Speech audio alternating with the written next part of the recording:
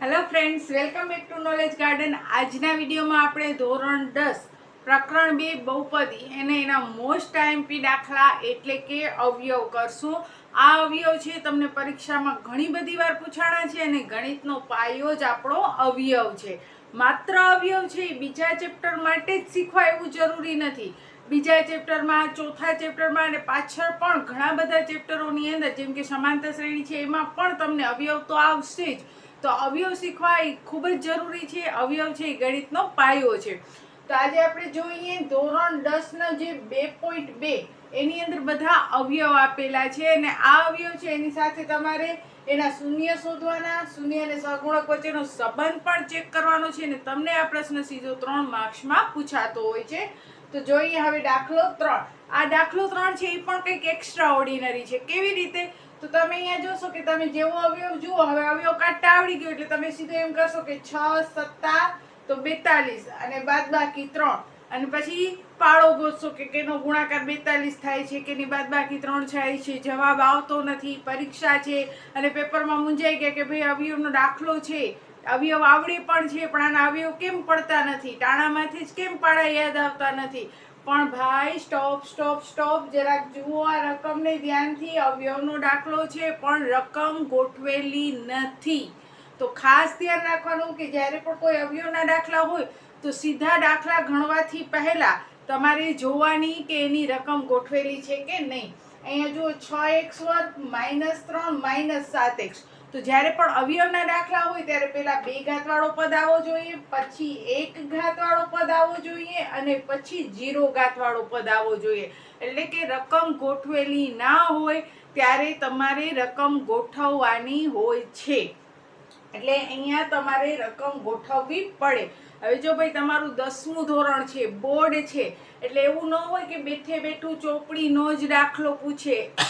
ઘણી બધી પ્રેક્ટિસની જરૂર હોય ને એના માટે તમારે ઘણા બધા જૂના પેપર છે એ જૂના પેપર સોલ્વ કરવા જોઈએ. જૂના પેપરના બધા દાખલા ગણો તો તમને આઈડિયા આવશે કે પરીક્ષામાં કઈ કઈ રીતે પ્રશ્ન પૂછે છે. જેમ કે હમણાં જ સપ્ટેમ્બર મહિનામાં તમારી પહેલી પરીક્ષા છે, તો એ પહેલી પરીક્ષાના જૂના પેપરો તમે જો ગણો તો તમને ખ્યાલ આવશે કે કઈ રીતે પેપર પૂછાય છે અને કઈ રીતે દાખલા પૂછાય છે.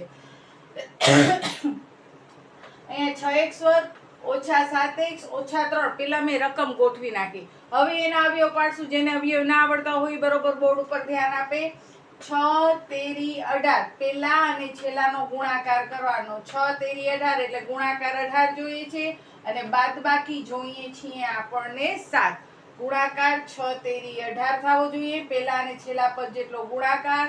છેલ્લા પદની નિશાની માઇનસ છે તો માઇનસ ને વચલો પદ 7 એટલે ગુણાકાર 18 ને બાદબાકી 7 જોઈએ છે. એવું એકવાર રફમાં લખવાનો. હવે આ પાડો ગોતો કે જેનો ગુણાકાર 18 થાય ને બાદબાકી 7 થાય. તો 9 દુ 18 અને 9 માંથી 2 જાય તો 7. પહેલો પદ જેમ છે તેમ, છેલ્લો પદ નિશાની શીખે જેમ છે તેમ. પહેલો પદ જેમ છે તેમ, છેલ્લો પદ નિશાની શીખે જેમ છે તેમ. ભાગ 9 અને 2 થી આલ્યા એટલે 9x ને 2x લખવાના કારણ કે વચ્ચે x છે.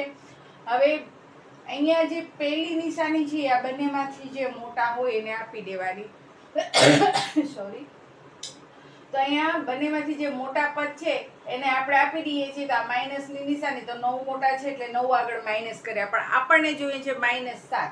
તો આ તો પાયાના નિયમ છે કે -9 માંથી +2 જાય તો -7 ને પાયાના નિયમ ના આવડે તો પેલા ગણિતનો પાયેથી પાયાનું ગણિત એ હેડિંગથી આખો વિડીયો છે જે એન્ડ સ્ક્રીનમાં તમને દેખાશે, એ જોઈ લેજો જેને નિશાનીમાં હજી ન સમજ પડતી હોય તો. અહીંયા કને વચલા પદ આગળ માઇનસ છે તો આ બંનેમાંથી જે મોટા હોય એને માઇનસ આપવાના. -9 + 2 એટલે -7 થાય, અથવા -7 એટલે આપણે 7 ખોઈ નાખવાના છે. આપણે 9 ખોયા, 2 પાછા લઈ આવો એટલે કે પ્લસ. પછી બબ્બેની જોડી. બબ્બેની જોડી કર્યા પછી સામાન્ય કાઢવાનો. આ જે પણ ઘણા બધા વિદ્યાર્થીઓને સામાન્ય કાઢતા નથી આવડતો તો જુઓ અહીંયા બોર્ડ ઉપર એકવાર. તો આ 6x છે તો 6 ના ભાગ પાડો. 3 દુ 6 x ગુણ્યા x. આ પહેલા પદના ભાગ થઈ ગયા. પછી માઇનસ કરી બીજા પદના ભાગ પાડો. 3 તેરી 9x. હવે બંનેમાં સરખું શું છે? 3x. તો એ 3x ને કાઢી નાખો બારે. હવે કૌંસની અંદર શું રહી ગયો? 2x - 3. તો કૌંસની અંદર લખી નાખો 2x - 3. હવે આમાંથી તમને સામેને કાઢવાની જરૂર નથી, આ 2x ઓછા 3 અહીંયા લખી જ નાખો જે પદ હોય.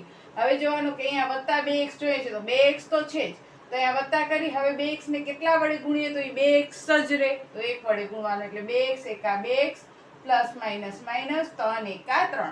બે કાઉન્સ સરખા આવ્યા, સરખા કાઉન્સ એક વખત લખો, બાકીનો જે કચરો છે એ બીજા કાઉન્સમાં, એના બરાબર 0. એટલે કે આ થયા તમારા અવયવ. આપણે શોધવાના છે શૂન્ય, તો 2x ઓછા 3 એના બરાબર 0. 3x વત્તા 1 એના બરાબર પણ 0. -3 બરાબરની આ સાઈડ આવે તો +3, +1 બરાબરની આ સાઈડ આવે તો -1. x બરાબર 3 બે ગુણાકારમાં અહીં આવે તો ભાગાકારમાં, અને અહીંયા 3 ગુણાકારમાં બરાબરની આ સાઈડ આવે તો ભાગાકારમાં. આ પદ મળે છે એ અવયવ છે, એના ઉપરથી એના બરાબર 0 કરીને તમે x ની વેલ્યુ મેળવો છો એને શૂન્ય કહેવાય. આ બે શૂન્ય છે એટલે પહેલા શૂન્ય માટે આપણે ધારવાનું કે આ આલ્ફા છે અને બીજો શૂન્ય શું છે? બીટા છે. હવે આપણે સહગુણક વચ્ચેનો સંબંધ ચેક કરીએ તો અહીંયા એક વસ્તુ ખાસ યાદ રાખવાની કે x વર્ગની આગળ હોય એને a કહેવાય. એટલે કે આપણે અહીંયા લખી કે a = 6, b = -7 અને c = -3.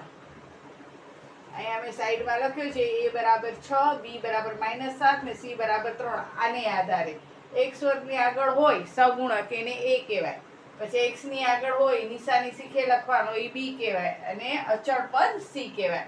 હવે સહગુણક વચ્ચેનો સંબંધ તો પહેલા સરવાળાનો સંબંધ ચેક કરીએ તો આલ્ફા પ્લસ બીટા, અને સરવાળાનો સહગુણક સાથેનો સંબંધ શું છે? -b/a. એટલે કે x નો સહગુણક છેદમાં x વર્ગનો સહગુણક, ને આગળ માઇનસની નિશાની. તો આ સૂત્ર છે, આ સૂત્ર તમારે ખાસ યાદ રાખવાના છે. આલ્ફા પ્લસ બીટા બરાબર -b/a. આલ્ફા એટલે 3/3 પ્લસ બીટા એટલે -1/3 બરાબર, એકવાર સૂત્રના માઇનસ પછી b. તો જુઓ b ની વેલ્યુ પણ કેટલી છે? -7, અને a બરાબર કેટલા છે? 6. હવે અહીંયા જ્યારે પણ પ્લસ માઇનસ તો પ્લસ માઇનસ માઇનસ. હવે અપૂર્ણાંક જ્યારે પણ હોય અને વચ્ચે માઇનસ કે પ્લસ ની નિશાની હોય ત્યારે હંમેશા ચોગડીયો ગુણાકાર કરાય. એટલે કે 3 તેરી 9 એટલે આ લાઈન થઈ, માઇનસ તો માઇનસ 2 એકા 2 અને છેદમાં 2 તેરી 6. જ્યારે પણ વચ્ચે અહીંયા માઇનસ કે પ્લસ હોય ત્યારે આ ચોગડીયો ગુણાકાર કરાય. 9 માંથી 2 જાય તો 7/6, ને અહીંયા પણ શું આવ્યો? Minus minus plus 7/6. એટલે આ સંબંધ ચકાસાઈ ગયો કે બંને કેવા હોય? સરખા હોય. એવી જ રીતે ગુણાકારનો સંબંધ ચકાસીએ તો આલ્ફા બીટા બરાબર c/, અહીંયા માથે લખી પણ શકો છો કે ગુણાકાર વચ્ચેનો સંબંધ, અહીંયા માથે લખવાનો સરવાળા વચ્ચેનો સંબંધ. તો આલ્ફા બીટા, આલ્ફા એટલે 3/3 ગુણ્યા બીટા એટલે -1/3. c એટલે -3 અને a એટલે કેટલા આવશે? 6. 3 એકા 3 -3 ને 3 દુ 6, ને આ પણ ઈ છે, છેદ ઉડાડવાની જરૂર નથી, બંને સરખા છે, આપણે ઈ જ ખાલી ચેક કરવાનો હતો. હવે જોઈએ આપણે દાખલા નંબર 4. હવે ત્યાર પછી જોઈએ ચોથો દાખલો, 4u² + 8u. અહીંયા કને 3 પદ નથી પણ અવયવ તો છે જ, બરોબર. u² એટલે કે 2 ઘાત વાળો હોય એની આગળનો સહગુણક હોય એને a કહેવાય, એટલે a બરાબર 4. 1 ઘાત વાળા આગળ સહગુણક હોય એને b કહેવાય, એટલે b બરાબર 8.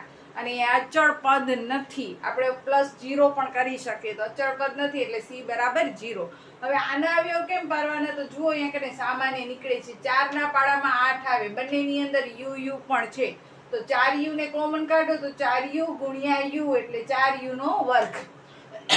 અને જેને કોમન કાઢતા ના આવડે તો આવી રીતે 4 ગુણ્યા u ગુણ્યા u, અને 4 દુ 8u. તો જો બંનેમાં 4u છે એ નીકળી ગયા બારે, તો રહ્યો શું? u + 2 બરાબર 0.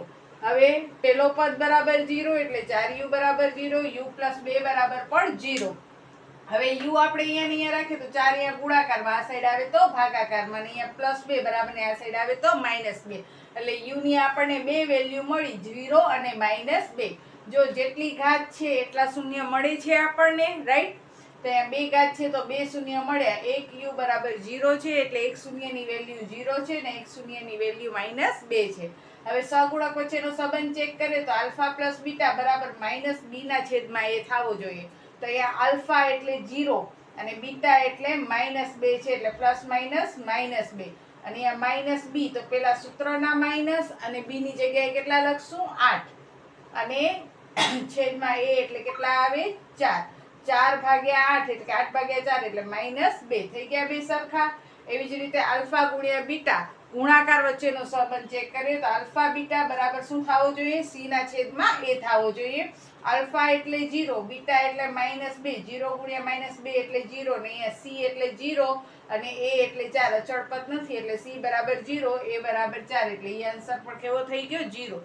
ટૂંકમાં સહગુણક વચ્ચેનો આ સંબંધ દર્શાવતો સૂત્ર છે આલ્ફા પ્લસ બીટા બરાબર -b ના છેદમાં a અને આલ્ફા બીટા બરાબર c ના છેદમાં a. ઈ સંબંધ છે, ઈ જે સૂત્ર છે એ સૂત્ર તમારો ક્લિયર થવો જોઈએ. એના પછીનો પાંચમો દાખલો જોઈએ. t વર્ગ ઓછા 5. તો અહીંયા પણ બે પદ છે, પણ એકવાર જોઈ લેવાનું કે t વર્ગ બે ઘાતની આગળ જે પદ હોય સહગુણક હોય એને a કહેવાય. અહીંયા કાંઈ નથી તો 1 કહેવાય એટલે a બરાબર 1. અહીંયા કને t એક ઘાત વાળો પદ છે નહીં એટલે અહીંયા b 0 છે, c 0 નથી. જો અહીંયા એક ઘાત વાળો પદ હતો એને b કીધો તો આપણે, બરોબર. અહીંયા એક ઘાત વાળો પદ નથી, t વર્ગ પછી ખાલી t વાળો પદ નથી એટલે કે b નથી એટલે b = 0 અને c એટલે કે t વગરનો પદ અચળ પદ જેને કહેવાય એ -15. હવે t વર્ગ ઓછા 15 ના અવયવ પાડવા હોય તો જ્યારે પણ વર્ગ અંદર હોય, કાઉન્સ ન હોય, આવી રીતે અંદર હોય અને માઇનસની નિશાની હોય ત્યારે બંનેનો વર્ગમૂળ કરવાનો. t વર્ગનો વર્ગમૂળ t આખા કાઉન્સનો વર્ગ, 15 નો વર્ગમૂળ વર્ગમૂળમાં 15 અને આખા કાઉન્સનો વર્ગ. જ્યારે પણ આ રીતનો પદ હોય કે કોઈ પણ રકમનો વર્ગ હોય ને માઇનસની નિશાની હોય ત્યારે બંને પદના વર્ગમૂળ કાઢવાના ને કાઉન્સની બારે એના વર્ગ લખવાના.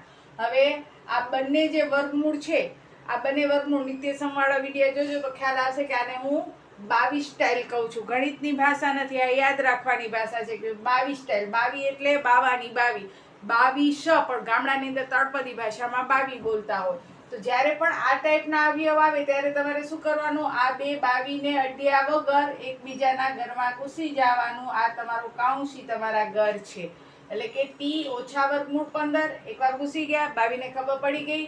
તો હવે માઇનસ છે તો રૂપ બદલાવી નાખો. શું કરી નાખશો? પ્લસ કરી નાખશો. t પ્લસ વર્ગમૂળ 15 એટલે પણ જ્યારે પણ આવી 22 સ્ટાઇલ દેખાય એટલે કાઉન્સની બારે તમને વર્ગ દેખાય ત્યારે ઈ વર્ગને અડ્યા વગર તમારે એકવાર t માઇનસ વર્ગમૂળ 15 અને t પ્લસ વર્ગમૂળ 15 આવી રીતે એના બે અવયવ પાડવાના. t માઇનસ વર્ગમૂળ 15 અને પછી એકવાર નિશાની બદલાવીને t પ્લસ વર્ગમૂળ 15, ક્યાંય વર્ગ લખવાનો નહીં, એના બરાબર 0. હવે t માઇનસ વર્ગમૂળ 15 બરાબર 0, t પ્લસ વર્ગમૂળ બરાબર 0, 15 બરાબર 0. હવે જોઈએ તો t આ માઇનસ છે આ સાઈડ આવે તો પ્લસ ને પ્લસ છે આ સાઈડ આવે તો માઇનસ. આપણે આલ્ફા બીટા મળી ગયા, શૂન્ય મળી ગયા. હવે એનો સંબંધ ચેક કરીએ તો આલ્ફા પ્લસ બીટા બરાબર -b ના છેદમાં એટલે કે પ્લસ વર્ગમૂળ 15 માઇનસ વર્ગમૂળ 15 બંને ઉડી ગયા તો 0. -b તો b તો અહીંયા છે જ 0 અને a એટલે 1, 0 ભાગ્યા 1 એટલે 0. હવે એનો ગુણાકાર ચેક કરો તો વર્ગમૂળ 15 ઓછા વર્ગમૂળ 15 તો પ્લસ માઇનસ માઇનસ ને √15 એટલે આખા 15 થઈ જાય. c ના છેદમાં a એટલે કે -15 ના છેદમાં 1 એટલે એ -15 થયા. થઈ ગયા બે નિયમ ચેક. હવે જોઈએ આપણે છઠ્ઠો દાખલો. 3x વર્ગ ઓછા x ઓછા 4 ત્રણ પદ વાળો કાયદેસરનો અવયવ છે, ઘાત ગોઠવાયેલી છે. તો સૌથી પહેલો સ્ટેપ શું કરવાનો? 3 ચોક 12 ગુણાકાર 12 જોઈએ છે, બાદબાકી કેટલી જોઈએ છીએ? 1 જોઈએ છે. હવે એવો પાડો 4 તેરી 12, 4 માંથી 3 જાય તો 1. પહેલો પદ જેમ છે તેમ, છેલ્લો પદ નિશાની શીખે જેમ છે તેમ. ભાગ 4 અને 3 થી આલ્યા એટલે 4x અને 3x વચમાં લખવાના. હવે જોવાનું કે માઇનસ, તો આ બંનેમાંથી જે મોટા હોય એકવાર એને માઇનસ આપી દે તો -4. હવે અહીંયા કઈ નિશાની મૂકવી કે અહીંયા -1 આવે? તો -4 માંથી +3 જાય તો -1 આવે. પછી બબેની જોડી કરવાની. આ જોડી થઈ ગઈ. હવે એમાંથી કોમન, તો કોમનમાં તો તમે જોશો 3 ના પાડામાં 4 કે 4 ના પાડામાં 3 નથી આવતો પણ બંનેમાં x છે એટલે 1x નીકળી જશે કોમન. તો 3x ગુણ્યા x 3x નો વર્ગ, 4 ગુણ્યા x 4x, 3x એકા 3x, 4 એકા 4 બરાબર 0. બે કાઉન્સ સરખા છે એક વખત, બાકીનો કચરો બીજા કાઉન્સમાં. 3x ઓછા 4 બરાબર 0, ઓછા 4 આ સાઈડ આવે તો +4, 3 ગુણાકારમાં અહીંયા આવે તો ભાગાકારમાં એટલે આ મળી ગયો આપણને આલ્ફા. +1 બરાબર ને આ સાઈડ આવે તો -1 એટલે આ મળ્યો આપણને બીટા.